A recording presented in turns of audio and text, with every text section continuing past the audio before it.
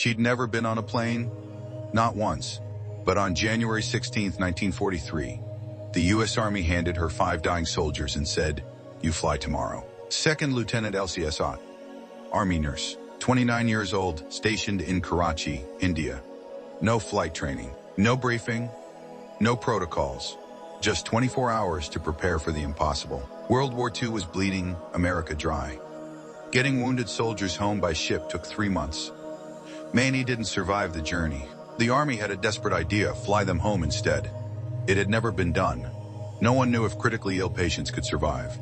Unpressurized cabins, brutal altitudes, endless fuel stops. They needed someone brave enough to find out.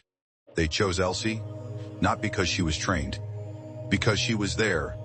Her medical supplies, blankets, pillows, aspirin, 1 first aid kit. That was it. Her only help. A recovering sergeant with basic medical knowledge. That was the entire medical team. 5 patients loaded onto a C-47 Gunny Bird. 2 men paralyzed from the waist down. 1 with tuberculosis. 1 with glaucoma. 1 experiencing manic depressive psychosis. No pressurization, no oxygen, no specialized equipment. Just cargo webbing to hold their litters in place. The engines roared, and Elsie Assaat, who had never flown in her life, lifted into the sky. For 7 straight days, she worked non-stop. Fuel stop after fuel stop. Oman, Yemen, Eritrea, Sudan, Ghana, Brazil, Puerto Rico. At every stop, patients transferred to local hospitals. Baths, fresh dressings, meals. Then back on the plane.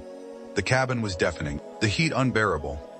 Elsie managed pain, changed dressings, comforted terrified soldiers, with nothing but willpower and a first aid kit. January 23, 1943, Washington, D.C. The plane touched down. All 5 patients arrived alive. A 3-month ship journey done in 7 days by air.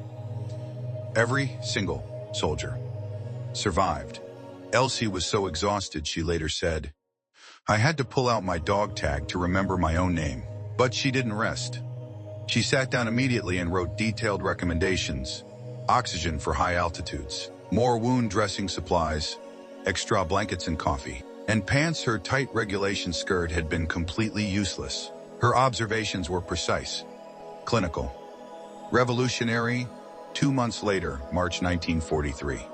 Second Lieutenant Elsie Assaat became the first woman in U.S. Army history to receive the Air Medal. By autumn 1943, the first official flight nurse training program launched, built on the protocol she had pioneered alone. The impact: nearly 500 flight nurses went on to serve. They evacuated 1.2 million wounded soldiers. En route mortality, just 0.03%. Only 46 lives lost. In 1965, Elsie was invited to christen the C-9 Nightingale, the first U.S. military aircraft purpose-built for medical evacuation. Named after Florence Nightingale, founder of modern nursing. Christened by Elsie Assaat, founder of flight nursing. On December 15, 2006, Captain Elsie Assaat passed away in California. She was 93 years old. She didn't do it for glory. She did it because someone had to. And in doing so, she saved over 1 million lives.